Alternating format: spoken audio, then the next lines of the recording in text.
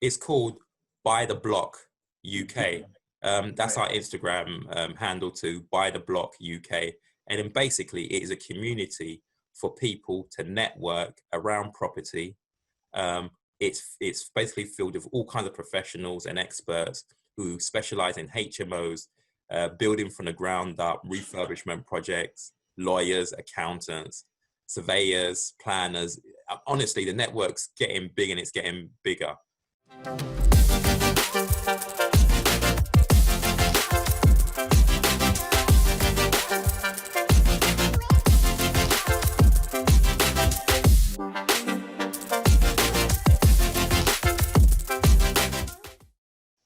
All right, that will do anyway. No problem. Like opticians. What's that? I said it's like an optician, so we can. Optician, exactly. Yeah. How's your day been? Yeah, it's been okay, man. I had work, and then working from home. We're balancing this whole. It's not easy, is it? It's not easy. It's not easy. I'm not gonna lie. It's not easy dealing with everything, and then also family, and the little one. Yeah. It's pretty full on. It is. When I first started lockdown, I was like, oh, it's nice because you've got time. You don't have to go to work. I mean, to the office. You don't have to do the commute, and saving a bit of money because you're not spending on all the things that you would spend on. But then I think over time it's kind of taken its toll a little bit. But is what it is. We can do what you have to do. How about you? How you found it? Yeah, I mean, to be honest, look, I mean, I've got a 2-year-old daughter, and this lockdown is the longest time I've been at home. Me too, to be honest. Yeah. Sorry? As in, same here. Yeah, because I think I've told you before that I actually work in IT, so I work with ERP, and okay. So it means that a lot of time I work away from home, and I've been working in Cambridge a lot of the time. Cambridge, so I've got a place in Cambridge. I live out there 3 or 4 days a week, and then I come back. Oh, there's a space of time that I'm not around a lot of the time. Actually at home. Okay, so you're actually like living away for a little bit. Okay, absolutely. So that means your family, your daughter must be happy that you're around more, right? You've bonded a little bit more. Yeah. And to be honest, I mean, I've been in it for a long time, so this is actually the most amount of time I've actually been at home, just with the missus, with the child, and actually seeing her grow and everything else, which is great for me. It's great because we never really. I don't think we'll get a time like this again. I've mentioned it to quite a few people. There's a silver lining, to this lockdown. Make the most of it. Spend time with your family. Develop your businesses, and because once you come out of it, it's over, right? So. You're quite right. And you know what? I mean, I've lost some people during this time, which is really unfortunate. But I must say there are people who have come out as being very creative during this period too. I've seen a lot. Yeah. People are trying. And that I can't knock anyone for doing that.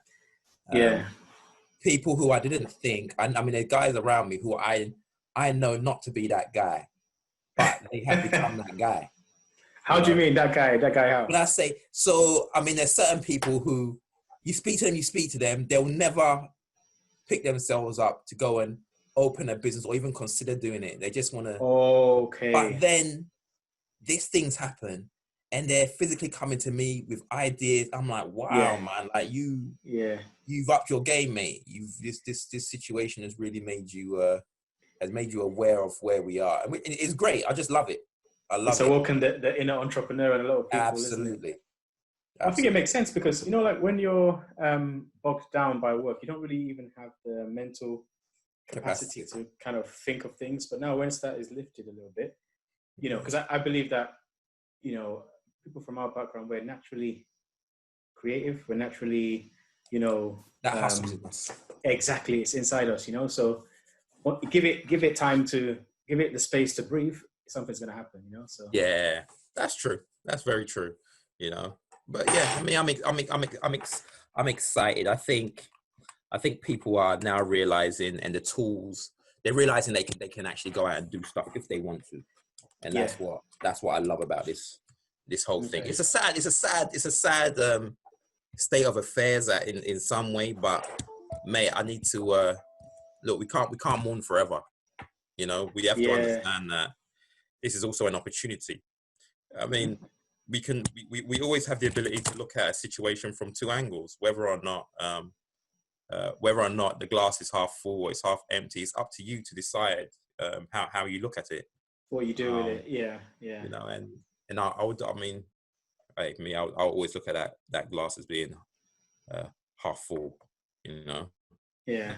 I think that's also another thing about, you know, people from our background. We're always positive, right? There's always something else. There's always tomorrow. There's always to make something of it, you know. So yeah, absolutely. I completely agree. I completely agree on that one. So I'm gonna.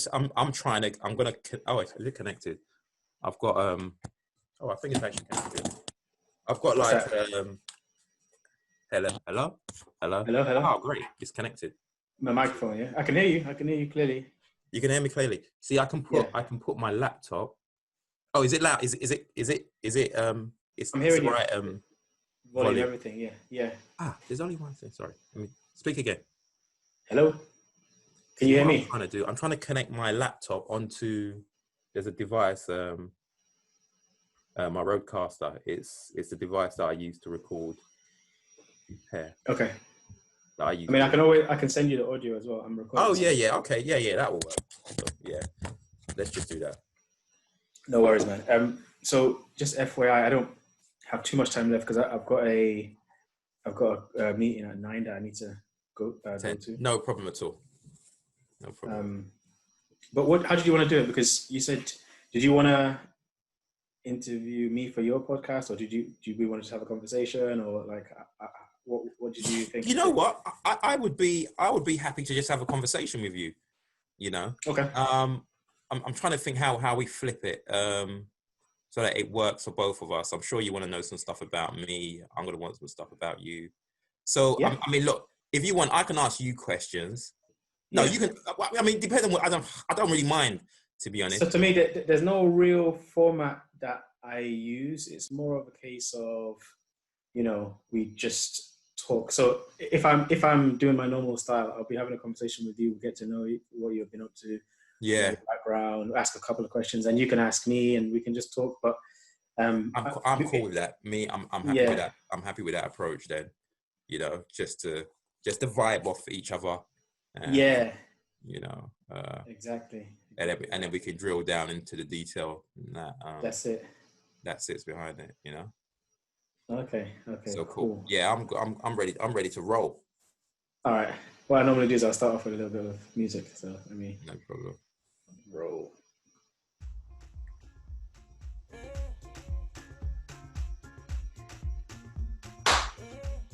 Okay. Hello, people. How's everybody doing? We're here with another Property Convos, and I'm here with my friend Kevin. Hey, Kevin, how are you doing? Bolaji? I'm not too bad, man. I'm not too bad. Yeah. Just enjoying the good weather and trying to make the most out of this semi-lockdown right now. Lockdown's almost over, right? But that's what they say. Funny. Who knows? Yeah, exactly. It's funny because I walked by an off license today, and there was a girl buying a Ray and Nephew a bottle of Ray and Nephew, and I was listening to her conversation. She said she's going to the park to go and meet some friends for a picnic. I'm like, Lockdown's obviously over for her. Yeah, I mean, she's had enough. She's officially had enough, you know. There's a few of those people. What about yourself, though? I mean, today I have been, you know, doing the work, doing the 9 to 5, and dealing with family. It's been more of a family at home day, you know, running after the little one. And then tonight we do some business, close some business. That's not a bad thing. Not a bad thing at all, man. Cool. So I know we probably don't have too much time, so I wanted to, you know, get into it because when we spoke before, the kind of stuff that you're, I guess, involved with, I think is phenomenal. It's great. And I think, especially for this kind of day and age and this kind of time, Yeah. I think more people need to be doing what you're doing. I mean, you just give us, you maybe want to, talk us through what it is that Yeah, okay, yeah, of course I will. So I mean, I think for you to understand the reasons why the reasons why I do what I do, I think you got to understand my history Yeah. slightly. I mean, I've been in property for probably about 8 or 9 years. Veteran in the game. I don't consider myself a veteran, but more so, I was one of the lucky ones after failing in so many things to actually get into property and realize that this seems a bit more easier Doable. and a bit more laxed Yeah. for me by way of process. I mean, it was something that was, I would consider at the time, less risk as compared to what I was doing before. Okay. Yeah. So I got into property early, very much introduced into property by friends and relatives. Got involved in it and saw the progression that happened whilst I was in the property trade. And for me, it was always a case of, hey, listen, let me build. 3 years from now, you'll see that your portfolio gets bigger. It allows you to do things. I could still get on with what I was doing as my day job at the time. And I could continue to grow and expand on what I was doing. So I mean, look, as I said to you, I've been in this game for about 8 or 9 years. And what's happened to me is I think that I reached a point where I mean, it's interesting because I speak to my tenants a lot. I speak to people around me. I speak to the younger guys. I try to inspire them. And I realize that a lot of people come to me and ask me, hey, Kev, how do you do this? Because of the knowledge that I've gathered along the way. And one day I was there, this was an interesting thing. I was speaking to a tenant and he was a mortgage broker. I didn't know he was a mortgage broker, but we got into a really, really deep conversation. And I'm like, but I know developers who are always looking for financing. You know how to raise development finance. And I'm like, I've got a solicitor that I use all the time. This person, I use them. And I'm like, you know what? No. I've had enough of this. Look, people always come to me and sort of use me as a conduit to get things done. I'm tired of this. I need to get everyone in the same room for a conversation. And so I did something that I'd never done before, where, I mean, a lot of people look at their phone boxes and actually use it as a tool for, it's a deal-making tool, but people were always very guarded on their connects. And I was... Why is that? Why is that, though? I've experienced that. I think we all experienced that. Like, people want to hide something or, not... I think, I think it's a very old-fashioned approach. And I don't think that maybe 10, 15 years ago, when information wasn't readily available, you could get away with that thing. But let's face it, everybody can get what you have. Exactly. The internet is the difference between you knowing and not knowing is whether or not you jump online and go and search for it, because it's there. Basically, it's a bit of research. That's it. Yeah, everybody knows everything. It's just whether or not you search for it. I believe that the greatest value right now for a person is by sharing that knowledge and building network. Yeah. The truth of the matter is, if I build network with people, I think that it always becomes a case where the person who's in the center of that network is able to draw a lot of power from everybody. 100% agree. It's the power of ecosystem. It's the person who connects ecosystem. Is actually because now everybody has some kind of commodity, some sort of thing of value, but being the person that connects them all together is actually probably one of the most valuable. That is the most, and that is exactly how I looked at it. So as I said, I opened my phone book, I started connecting, and over the past year or so, I just let people. Honestly, this is generally what I said to people when they were joining the group. Look, I'm not putting any controls on you people. The intention of this whole thing is to have people from my community connect with each other, work together, and progress the scene. Because I'm tired of that situation where one person knows something, another person knows something, and it's all in silos. The truth of the matter is, for us to progress, we need to move collectively. And that is the only way in which our community will move forward. So 100%. I did that. And I realized that things started to happen. More conversation happened. And to me, it's beautiful. It's lovely to be able to wake up every day and go to a location, ask for advice from somebody, and have 3 or 4 people throw it back at you. That's exactly great. Instantly. That's the power of network. I mean, just to pause you for a second, because I know you're describing a lot of good stuff, but we haven't said the name of what your network is. Okay. Sorry. Want to share that with us? Yeah, it's called By the Block UK. That's our Instagram handle too, By the Block UK. And then basically it is a community for people to network around property. It's basically filled with all kinds of professionals and experts who specialize in HMOs, building from the ground up, refurbishment projects, lawyers, accountants, surveyors, planners. Honestly, the network's getting big and it's getting bigger. And my thing is anyone can jump in at any point in time. Anyone can provide any sort of knowledge. No question is stupid. There is no expectation on anybody. And it's just a nice place to go to share knowledge and learn off people. It's amazing the sort of stuff you can learn from people. No, it sounds amazing. I was happy to be informed about it. And I mean, if we go back into your story a little bit, I mean, are you able to tell us? You said you got into it almost by accident, but what were the strategies that you used? To be honest, I got into it. I've mentioned a couple of things beforehand. So when I first came out of university, I was one of those early pioneers of the rich dad poor dad philosophy of self-sufficiency and getting out and not working, exactly, accumulating of assets, but generating of income and having multiple income streams. Now, in my case, I know that in the case of rich dad poor dad, they always spoke about accumulation of assets, and property has always been a good one to start with.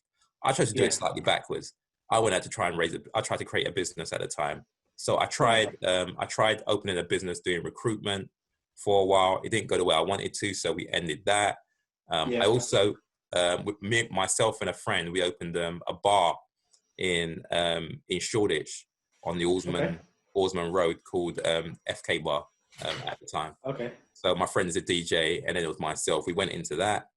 Yeah. Again, it was good. It was good for a while. Yeah. But then we had all kinds of issues around noise pollution orders and all sorts. And so we ended up rounding that down and not going any further with it. But at that time, it put me in a very interesting position in the sense of I had quite a bit of money at the time. I was still very energetic, and I was still working at the time. So at the time, I got into contracting. So I travelled out to where was it? Scotland. I went to go and work in Scotland for a bit. Was always all the way to Scotland, every weekend I was actually back in London because of the business and stuff like that. But I was always looking for options, and my view was, let me generate money through this business. I could probably still contract, then I could go into property and everything else. But then when I realised the amount of headache that was around the club scene, I mean. It's interesting because it was there that I realized what police harassment was.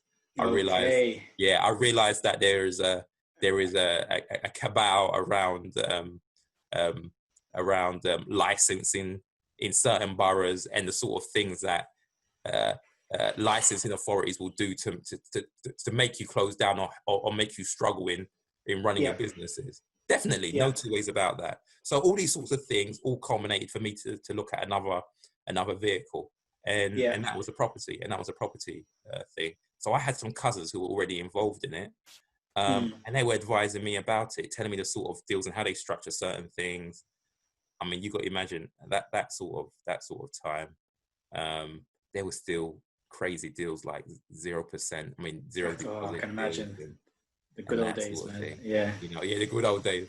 So I missed out on that. Yeah, mate. So I was still able to get into it at that point in time with the acquisition of I bought 2 houses at the same time, Okay. Yeah. 2 for 1, yeah? Or, Sorry? Yeah. What, two. can you imagine? I mean, that was the thing. Your first. No, that was my third purchase actually. But Okay. but at the same time, it was a case of there was a whole amount of stress. You know, how the amount of stress that comes with the purchase of a property anyway, and then Yeah, trying to yeah, do yeah. that twice All in one go, yeah. all in one go, and trying to do it with this zero deposit down schemes and all Right. this, Yeah. and trying to make everything work, and it was stressful. But basically, you got it done, and then what happened? The market crashed. Mm. Yeah.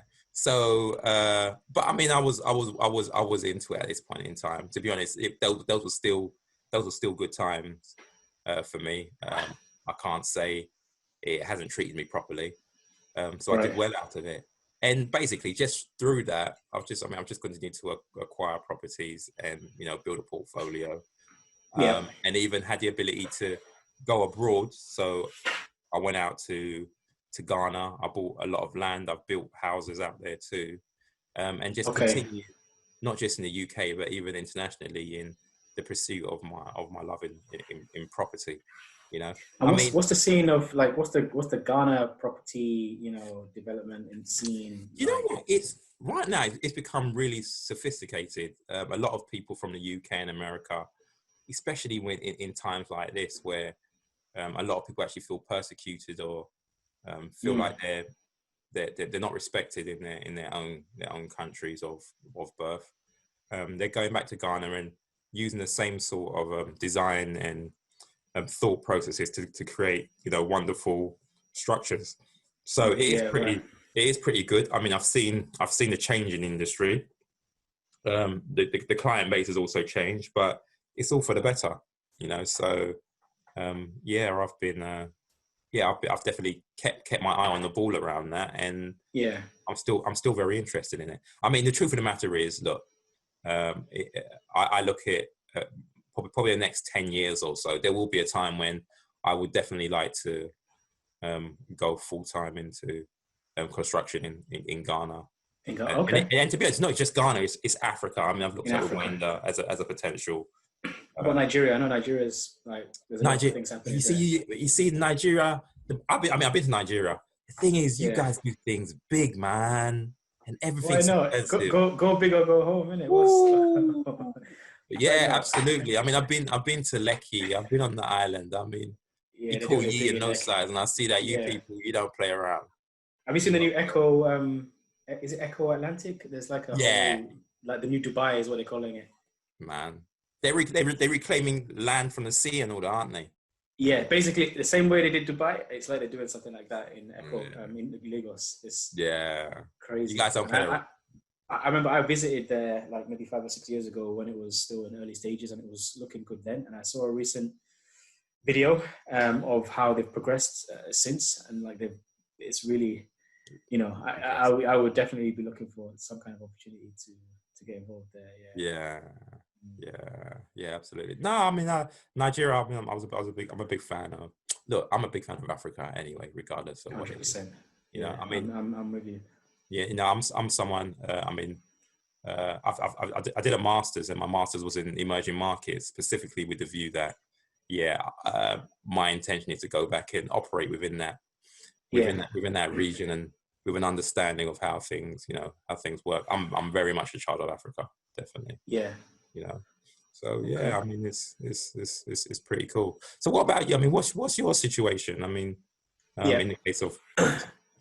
So I have been dabbling with property for a while, for years, but I got serious with it towards the end of last year in terms of looking into setting up a sourcing business. Oh, so now I've set up a sourcing business. It's called Julo Property Solutions, and funnily enough, so Julo, the word, it stems from a Yoruba word which has a few kind of ways of translating, but one of them, kind of indirectly relates to the word legacy in English. So we were like, you know what, that's what we're going to go for, because we were about, building generational wealth through property and working in partnership with people to do that, which is why, one of the reasons why when, I heard about you doing Buy the Blog UK, I'm like, okay, this is this is very much in line with what we're about. But ultimately, we're sourcing properties in, at the moment, Luton, Kent, and Liverpool. Okay. A bit of a weird mix, but that's only because we have kind of footprints there, and we're looking to kind of build our, rental portfolio. So our strategy is kind of like threefold: deal sourcing, commissions, rent to rent, basically acquiring, rent to HMO units to up our cash flow collectively, and then refurbs. So we've got like a fairly aggressive 12-month strategy. And to be fair, we're working with investors to fund some of the deals that we have currently on the table. So, Okay. I mean, it's interesting you say that, because recently myself and currently we're about 10 of us.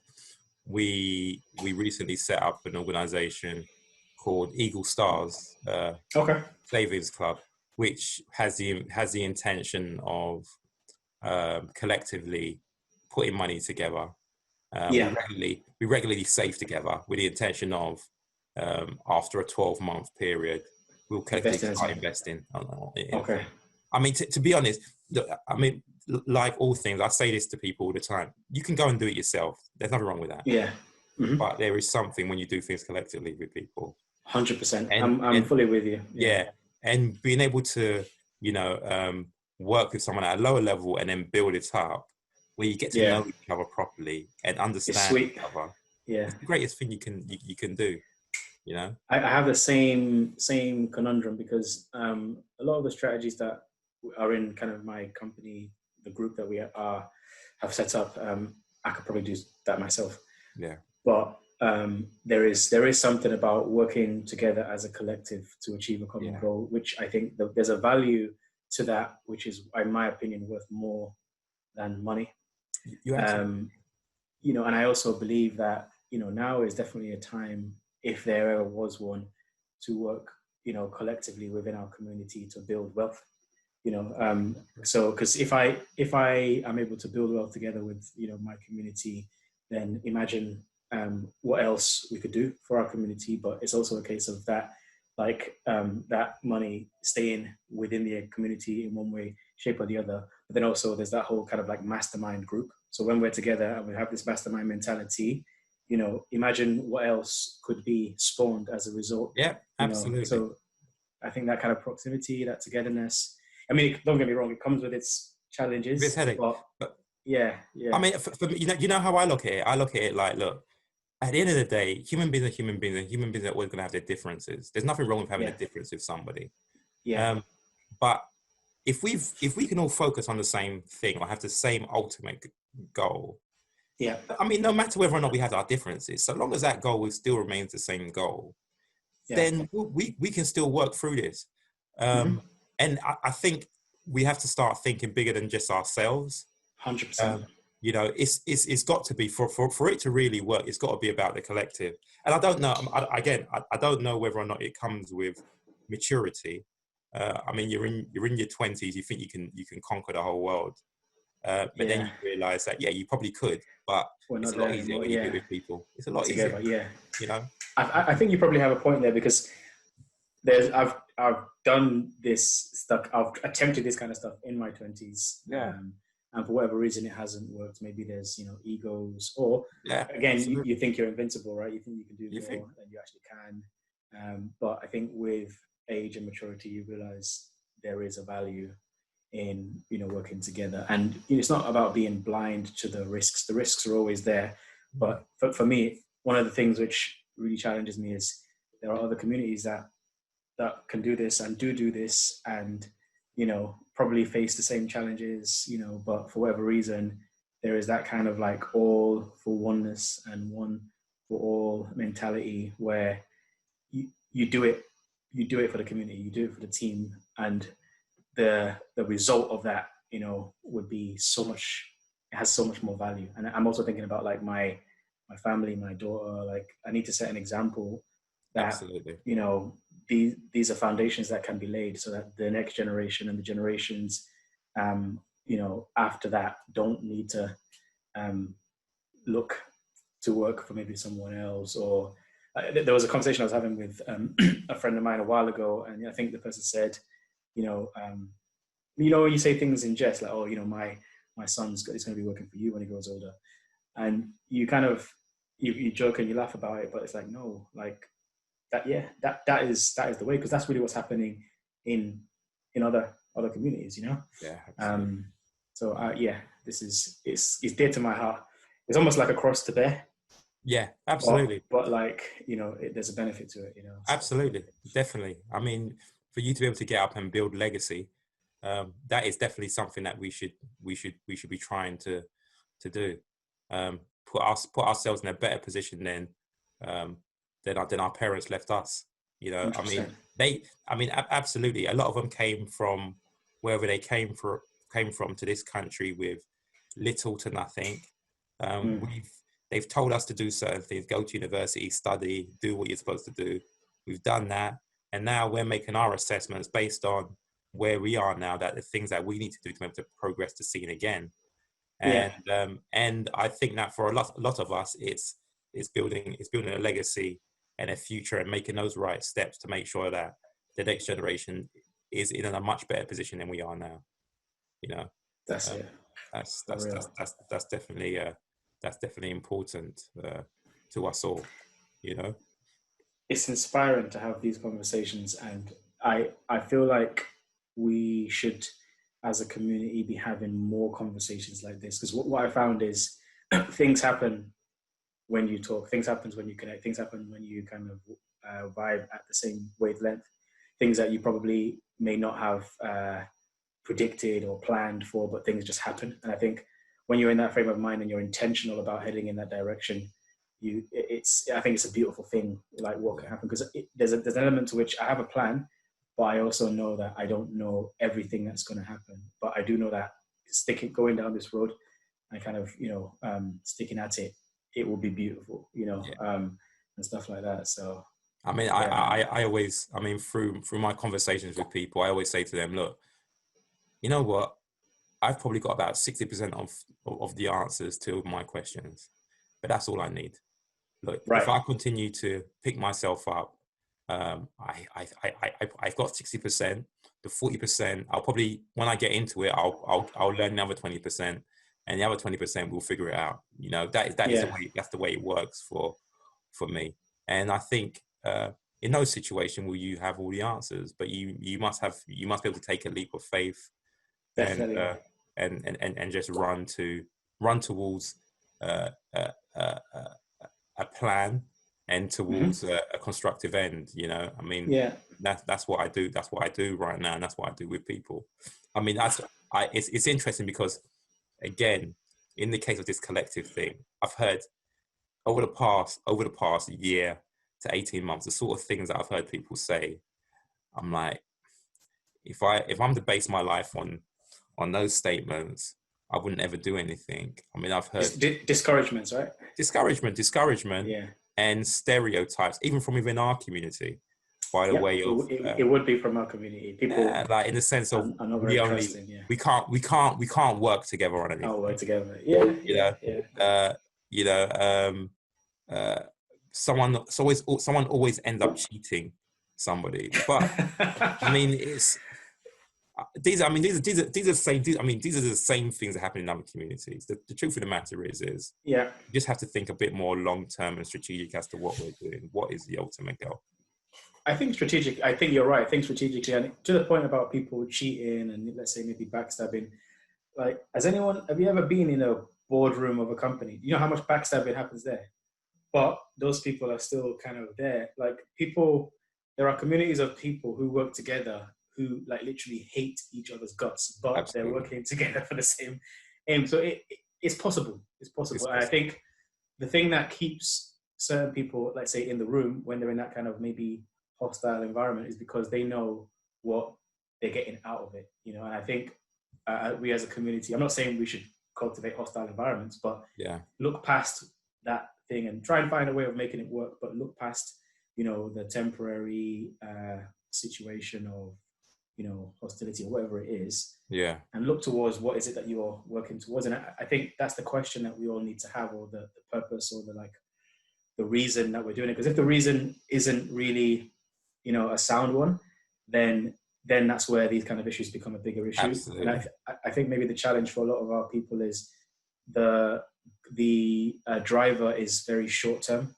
So it's like, oh, I want to get this money like now, quickly, or I want to get this, I have this very kind of like urgent kind of goal. Whereas that's not the mentality. That's not the mentality that you want to build a generational, infrastructure legacy of work. Yeah, exactly. So you have to be willing to take the long road. Yeah. No, I completely agree. It's all about the long. If you want to see real growth, you take the long road. Yeah. There's no such thing. I mean, there's no. You can't birth a baby that takes 9 months by having two. Having two women to make it 4 months or 4.5 months? It just doesn't work. You've got to let time take nine women. You can't rush things. You can't rush it. Certain things can't be rushed, and you need to be willing to play the long game. Yeah, that's true. Rome wasn't built in a day, as they say, right? Yeah, exactly. Yeah. So what's your plan? What's your plan in the medium term? I mean, how's things going with your sourcing business and stuff? So it's going well. I mean, we spent a lot, and this lockdown period has been really good in terms of setting up our structures and our systems.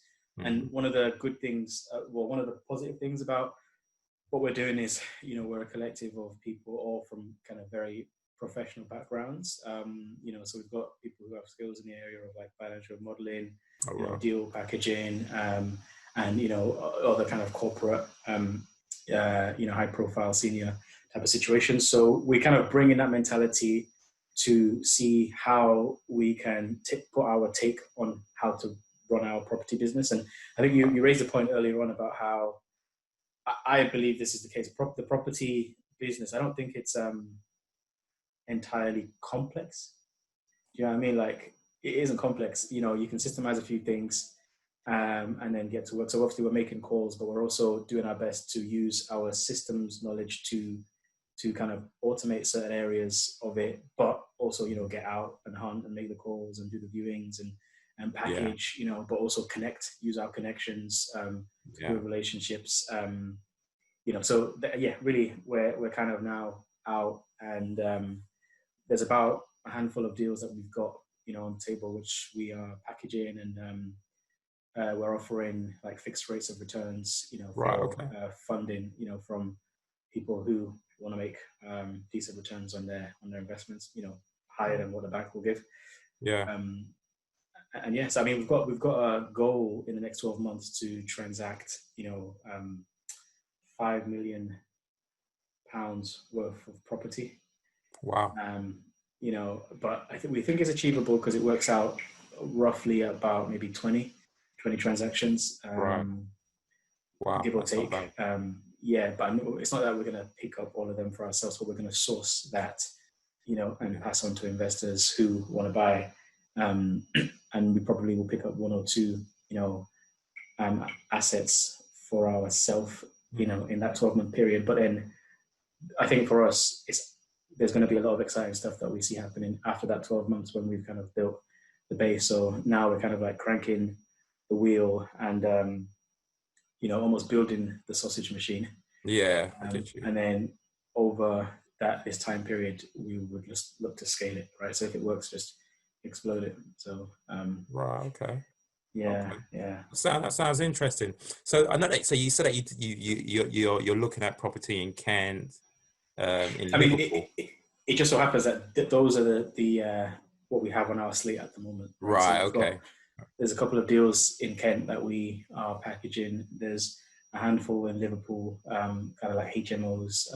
Right. Okay. So it's the kind of thing where, because Liverpool is quite high yielding, but maybe low in terms of value. So we probably get a big commission from there, but there's a good rental yield that you get from there. There is, to be honest, there's a lot going on in Liverpool too. I don't know if yeah, yeah. it's called Wirral Waters. Yeah, I have heard that. Yeah. There's a lot of money coming in that direction over the next. I know that pre-corona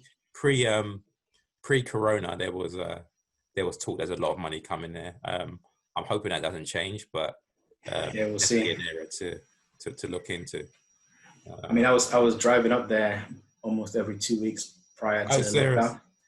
So I was driving around and I got a good sense of what's going on out there, you know, and I made quite a few good contacts with, you know, agents and property sort of professionals out there. So, and we've maintained relationships with those people. So we're definitely following up now. That's always good. I mean, I like Liverpool. I've looked at Liverpool too, but I've also looked at Nottingham. I'm a big fan of Nottingham too. Yeah. There's a lot up north, really. So the Midlands, Nottingham, you know, people say Hull, even Manchester. You know, there's stuff going on there that's worth getting into. Yeah, absolutely. But I'm conscious we probably are out of time. But absolutely. Before we go, there's a thing that I do. The Property Convos thing it was meant to be themed like as a carpool conversation. So you'll see when it's edited, there'll be like a car, well, that would be like in a virtual car. So the question, I've got a few questions. One question I have is, what's your dream car, right, and why? Oh wow, okay. To be honest, it's interesting you to say that because, I mean, I'm not seriously into cars. Everybody that asks this question says the same thing. But you guys are not into cars. Nah, but it's genuine. I mean, there's certain things that do excite me, but cars aren't something that. One of them. That really does. Rolexes, yeah. No. The funny thing is, with me, I think it's more a case of the freedom to be and do and go wherever I want to. I'm more interested in travel as compared to cars. But if I was to get a car, I would get a Range Rover Sport. That's just me. Nice. I like that car. Nice. That's a decent car. I'm not really. I mean, like genuinely, I'm not. If a Bentley or a Maserati pulled out, I don't really think I would. I'm here nor there. Really? I'm telling Bentley you. or a Maserati? Okay. I'm not. Okay. I'm genuinely not that. I'm genuinely not that guy. I would love to be as unmaterialistic as you. I mean, I don't consider myself to be totally materialistic, but come on, if a Bentley's pulled outside, if a Bentley's outside waiting for me, I'm gonna get inside. Yeah, I mean, you probably would. You get inside, but that's cool as well. I mean, my cousin used to say, well, it's only plastic and leather, isn't it? You've reached a higher level of like Zen or whatever it is. Yes. I need that energy. All right, one more question, or a few more. What are you listening to on Spotify right now, or what music are you into? Yeah, this guy's asking me some questions. Don't tell me you don't listen to music and you just like. No, of course I listen. I'm not going to accept that. No. Of course I listen to music. I'm more likely to be listening to Fela or is it Adekunle Gold? I like Adekunle Gold. What's the favorite song of Adekunle Gold? Sorry, I'm just trying to get that. Yeah. I can play a few if you want. Yeah, play it. I did a few tracks that he's done. This one of them? That tune's a bit. There's another one. Okay. What do you think? What's the name? Let me just. It's not even that one. There's another. Alright, let me try something else. This one? Yeah, I think that's it. Yeah. This is Ready. Ready is good. Okay. All right, so I'll let this one play us out, and then as we're leaving, tell me what's your advice for anyone who is looking to get into the property game business right now? What's your advice to them? I would say to you, look, first and foremost, think strategically about this. Yeah, and don't feel that you need to restrict yourself to a particular location. People get carried away with big figures. This is not a game that you have to play with big figures. You can actually start small and scale up. So there's nothing wrong with going out north, picking up a house for 60 or 70 grand that you can afford, buying that, renovating it, and watching the appreciation happen. You're better off doing that than struggling in London to try and save for, I don't know, 5 years, where it's at the top of the market. Prices might be affected at a future date. Just getting at a nice point and a comfortable point for yourself, and then you can kick off your career. But don't think like the world is all London. I know people have a habit of doing that. Think like the world is London. No, it's so much bigger. There are other things going in other parts of the country and even the globe, to be honest. That's what my advice would be. That's sound advice. Okay, listen, Kevin, man, it's been great talking with you. Absolutely. I'm sure people are going to enjoy this conversation. Before we go, if somebody needs to find you online, social, whatever. Yeah, I mean, so as I said, it's an Instagram thing. If anyone wants to join the group, just message me on Instagram. So at Buy the Block UK handle, drop me a message. I'll add you to the group, and we can continue to have conversations. Look, I'm all about progressing the scene. I'm all about moving things forward in our communities. I'm all about teaching and learning. Everyone needs a teacher at some point in time, and we never stop learning. So yeah, that's what it is. Yeah. Okay. What I would also say to you is I've got a podcast also. Yes, that's right. Yeah, on Spotify. By the Block, where I interview people, constantly interviewing people from our community with interesting stories. I've interviewed footballers who are into property. I've interviewed investment bankers who are into property now. There's a good one you just did recently as well. That's with a footballer. Yeah. That one, I've seen that a lot of people actually like that one. Yeah. You know, and I'm gonna put the link to your podcast. Yeah, and please, your socials in the video. Yeah. Wicked, I do appreciate that. So yeah, I mean, look, just get on there, listen to some stories, and be inspired. That's all it's about: educating and inspiring people. Yeah. Awesome. Cool. Listen, man, it's been a pleasure having you. Thanks so much for your time. Take care. Speak soon, man. Yeah, I do appreciate that. Peace. Have a good one. Yeah. Peace. Cool.